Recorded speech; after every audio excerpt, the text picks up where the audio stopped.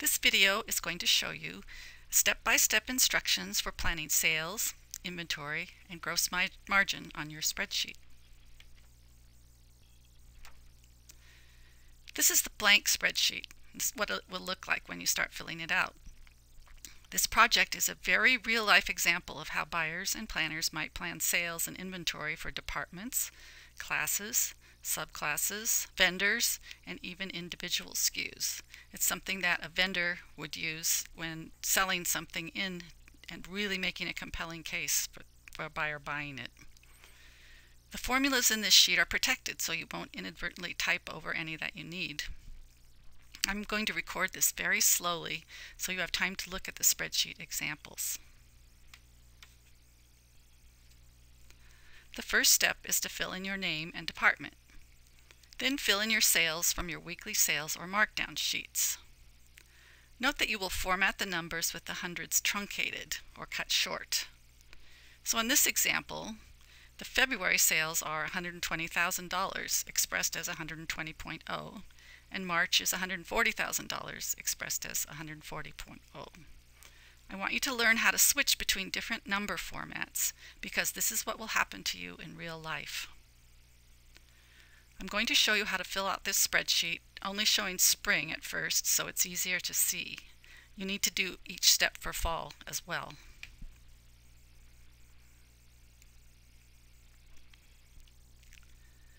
The next step is to fill in the markdown dollars you have planned for spring and fall on your other spreadsheet.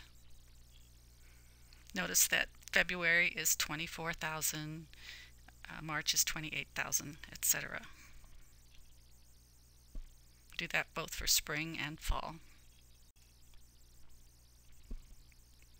Then fill up the markup for your department from the sales plan you were given.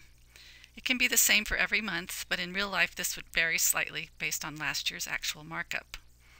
Note that when this is entered, the gross margin is calculated.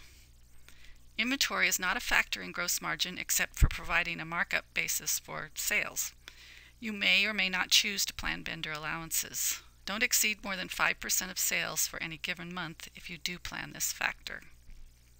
And please offer an explanation of why you're getting the money, how you think you can sell that to your vendor.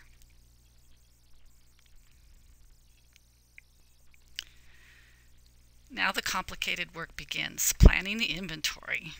I'm going to show you how to do this using the basic stock formula from the book. The formula is planned monthly sales plus the result of subtracting average yearly sales from average stock. And you can see that if you look at the bottom, I've done all these calculations that I'm going to be talking about now at the bottom. So you can see in bold there, BOM is planned monthly sales plus the result of subtracting average sales from average stock. My yearly sales are $2 million, and to get average sales, I divide that $2 million by 12 months, and get the result 166.66666, which I will round to 166.7. My planned turnover is 3.5, so I can get the average inventory by dividing my sales by the turnover. The result of dividing the sales of $2 million by my turnover of 3.5 is 571.4285714, which I will round to 571.4. So you can see I've moved those numbers over into onto the left side of the bottom of this screen, and you can see that when you take 120,000 plus that result, which is 404.7, I get a result of 524.7, and that is my February BOM.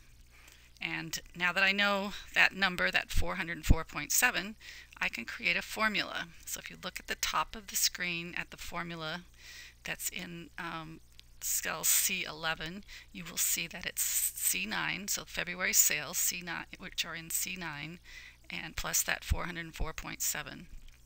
And that formula can be copied across all the cells.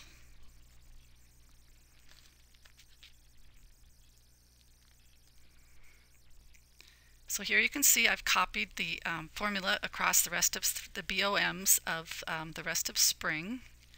And then note that there's nothing in cell I11 because that's the EOM of July, and it's a formula that looks at the BOM of August. And you'll see that my BOM is kind of boring because I didn't bury the sales in March through June.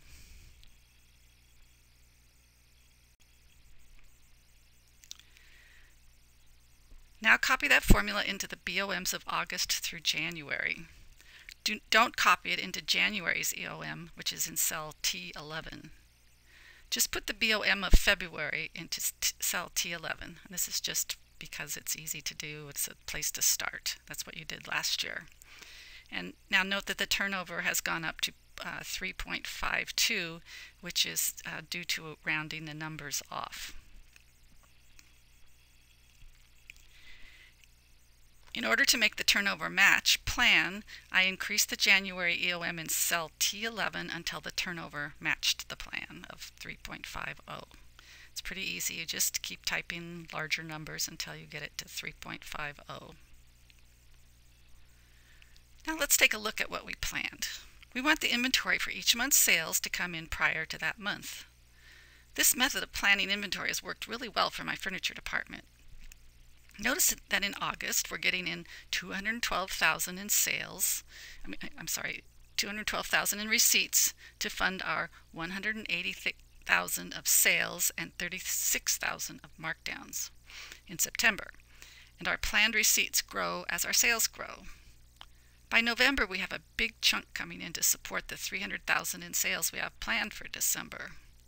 And this means that our stores are going to get in inventory in plenty of time to put it out and have it available for customers to buy at peak selling season, when hopefully they're not working with inventory on the floor, but they're actually out selling. Be sure to email me any questions you have about this, and the earlier you submit this project, the sooner I can get back to you if it needs any revisions.